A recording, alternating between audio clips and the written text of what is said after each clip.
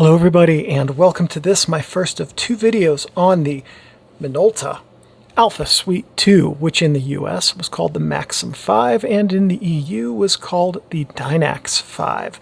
This is the example I have to work with right now, and also, fortunately and coincidentally, it is the most feature-packed version of this camera. There were a few different variations of it. If you'd like more information, there's a link in the description to my older video review about this model that does discuss some of the differences between the three different variations of this camera.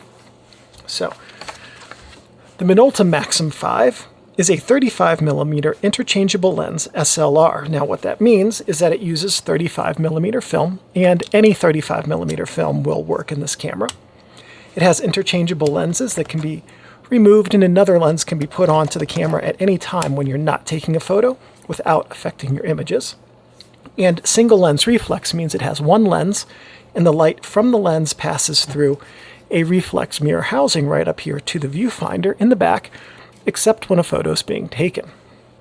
The Minolta Maxxum 5 has a 14-segment multi-mode light meter.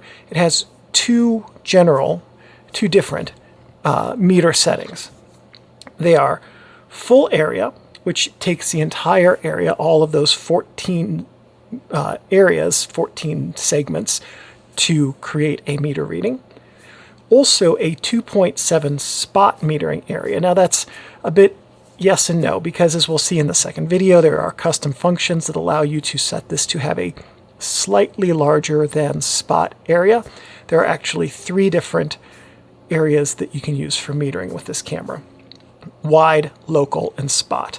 But you can only ever have it set to use two of them. It's a bit wonky, but we'll cover that in the second video. Shutter speeds on this camera are 30 seconds to 1/4000th and bulb.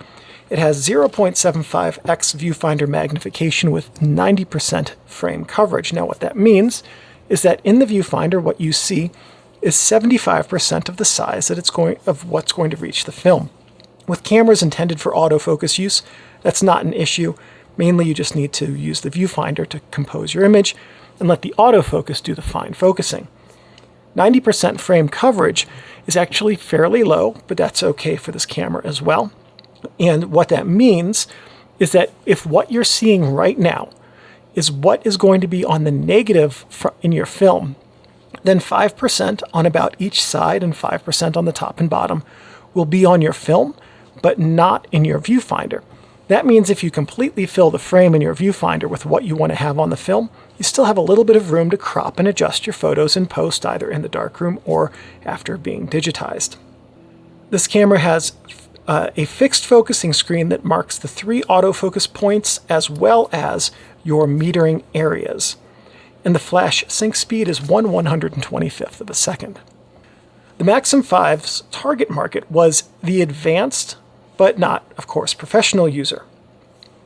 Around the time that Minolta made this camera, their lineup included the 3, 4, 5, 7, and 9. So you can see this is right in the middle of that lineup.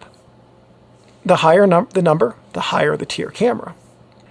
For a mid-tier camera, the 5 has some nice features like a metal lens flange and really stunningly good ergonomics. This is a very enjoyable camera to hold. It also has a function set that is just absolute overkill, and that was the case of, mid-tier cameras in the 90s. They just threw all kinds of functions into the camera that realistically kind of useless. But we're going to go over all of them in the second video. This was made by Minolta in China from 2001 until 2003, so I guess it's technically not a 90s camera. It's an early 2000s camera. It was preceded by the 505 SI, concurrent with all of the single-digit Maxxum bodies as well as the 800 SI, and it was followed by nothing, because when this exited production, it did so because Minolta stopped making film cameras.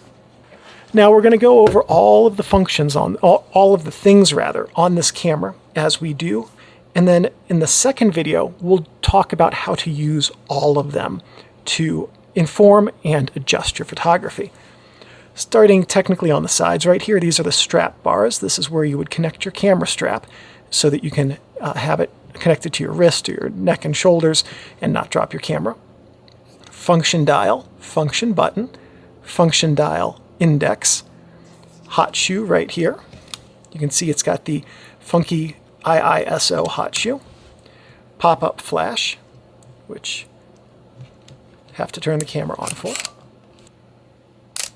There we go, pop-up flash. Program reset button, LCD screen, on-off switch indicator, self-timer button, and other drive mode button right here, the self-timer and drive mode button. This is the subject program button, shutter button. On the front of the camera, the self-timer lamp, the control dial, grip sensors right here on the side of the camera, mounting flange, lens mount index, lens release button, depth of field preview button right here, autofocus, manual focus switch button, aperture value, exposure compensation button or manual mode aperture control button, pop-up flash button, make and model. On the camera's back, we have the film type window. These two little boxes to the left of the viewfinder eyepiece are the eye sensors. Viewfinder eyepiece, power switch, autofocus area button, spot metering area button, panorama or standard button. Now this panorama or standard button was only available on the Minolta Suite, Alpha Suite 2, and what it does is it drops a couple of shades down there to give you panorama images. Kind of a gimmick. All it really does is eliminate some negative space, and it does also drop some shades in the viewfinders, by the way. All it really does is eliminate some negative space. Honestly, I used it a couple times just for the kicks, but it's not really something that's going to give you any benefit, because when you enlarge a panorama to the same size as a standard negative, you're going to lose image quality. So instead of using panorama mode, just crop. If you have a standard Maxxum or Dynax 5 that does not have this switch, you are missing nothing. These are the date buttons right here where you can adjust the date, and you do that on the top of the LCD screen, and you can select the mode. Film rewind button. Oh, also, one thing about the date and select buttons, there are some Maxxum and Dynax 5 cameras that have these and some of them that don't. So if you don't see this on the back of your Maxxum or Dynax 5, nothing to worry about. Some of them just were made without it. Film rewind button, film back opening button.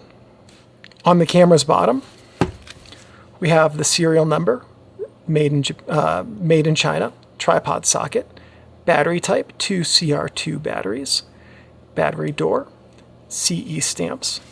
To get into the back of the camera, we push the film back release there, and now we can see that inside the back of the camera, we have the film cassette chamber, and in the beginning of video 2, I'll show you how to load your film into that.